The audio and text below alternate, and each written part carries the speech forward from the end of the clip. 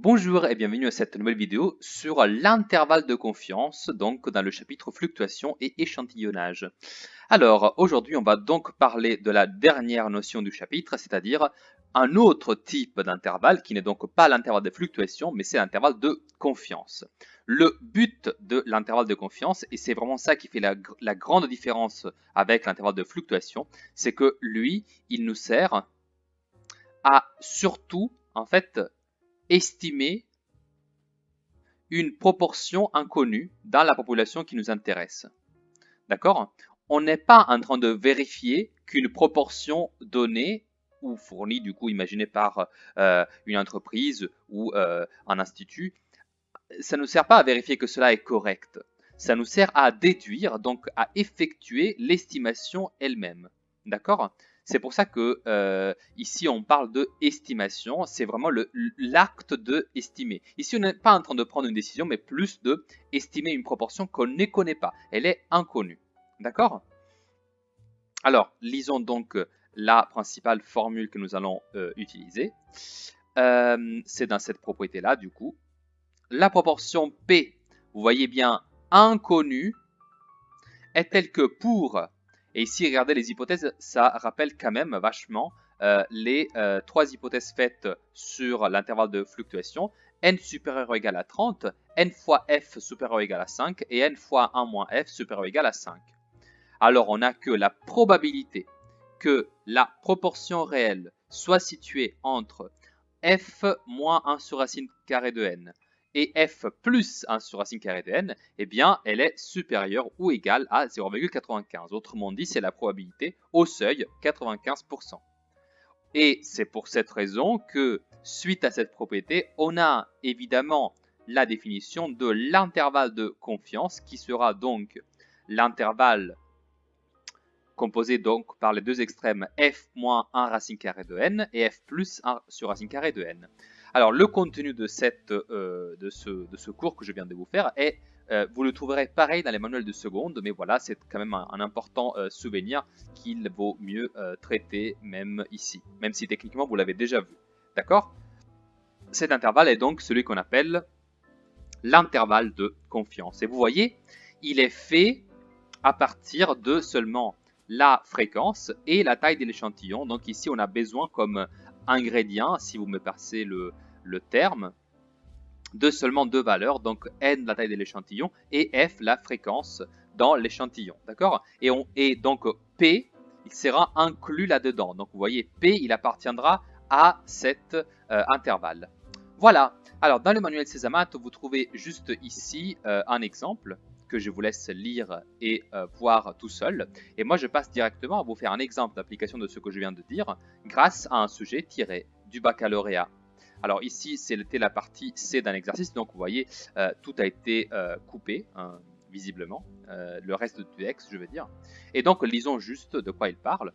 Une association de consommateurs décide d'estimer la proportion de personnes satisfaites par l'utilisation de cette crème. Donc c'est la crème qui était mentionnée dans le reste de l'exercice. Remarquons quand même que donc, ici c'est assez clair, hein, il veut estimer la proportion de personnes satisfaites par l'usage de cette crème. D'accord? Donc ça c'est le but. Cette association réalise donc un sondage parmi les personnes utilisant ce produit. Alors les sondages, comme vous le savez, ce sont justement les autres mots-clés pour obtenir une estimation. Bah oui, visiblement vous faites un sondage sur quelque chose que vous ne connaissez pas. Vous ne faites pas un sondage pour trouver une proportion que vous connaissez, c'est logique.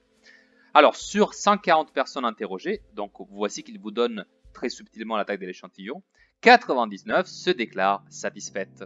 Très bien. Donc je sais déjà quelle est à la fois la taille de l'échantillon et même quelle est la fréquence à l'intérieur de cet échantillon. Estimée par intervalle de confiance au seuil 95%, la proportion de personnes satisfaites parmi les utilisateurs de la crème. Alors du coup, je vais me marquer les choses que je sais et les choses que je ne sais pas. Visiblement, P, je ne sais pas. Et donc ça déjà, ça m'indique qu'il ne faut pas utiliser l'intervalle de fluctuation, mais celui de confiance. Ensuite, je sais que N est égal à 140.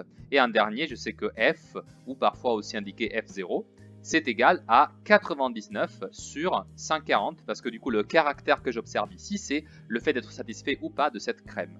Et donc, je peux effectuer un petit calcul juste pour trouver à combien cela correspond. 0,707, en sachant du coup qu'on a arrondi au millième, et donc voilà, je vais juste modifier le symbole. Très bien, donc je vais devoir construire avec ces deux données que j'ai à disposition. Alors je vais d'abord vérifier du coup si les hypothèses sont satisfaites. Je vous rappelle du coup qu'il faut vérifier que n est supérieur ou égal à 30, que n fois f est supérieur ou égal à 5, et que n fois 1 moins f est également supérieur ou égal à 5. Alors effectuons ces calculs. Alors n c'est 140, donc voilà, aucun problème. Ensuite je dois faire 140 fois 0,707 et vérifier que du coup cela est supérieur ou égal à 5. Et si j'effectue ce petit calcul à la calculatrice, eh bien je trouve que ça fait 98,98. Visiblement ça c'est supérieur ou égal à 5. Et enfin, du coup, je dois faire 140 fois 1 moins 0,707. D'accord et on peut du coup effectuer ce petit calcul pour trouver 41,02. Donc on est toujours supérieur ou égal à 5. Ok, maintenant il ne nous reste que écrire quel est donc cet intervalle de confiance. Alors je vous rappelle quelle est la formule et ensuite je vais l'appliquer. Alors c'est f moins 1 sur la racine carrée de n, point virgule, f plus 1 sur la racine carrée de n, toujours. C'est très simple, vous voyez bien. Et donc ici, je fais 0,707 moins 1 sur la racine carrée de 140, point virgule, 0,707 plus 1 divisé par la racine carrée de 140. Et du coup, je trouve...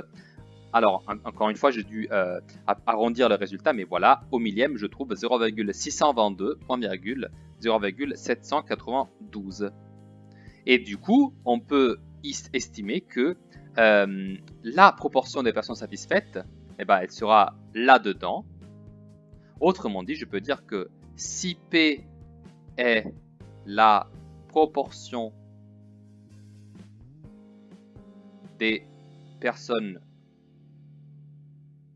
satisfaites, alors au seuil 95%, on a que du coup 62,2% est plus petit ou égal à P, plus petit ou égal que 79,2%. Voilà donc une estimation qu'on peut faire pour cette proportion.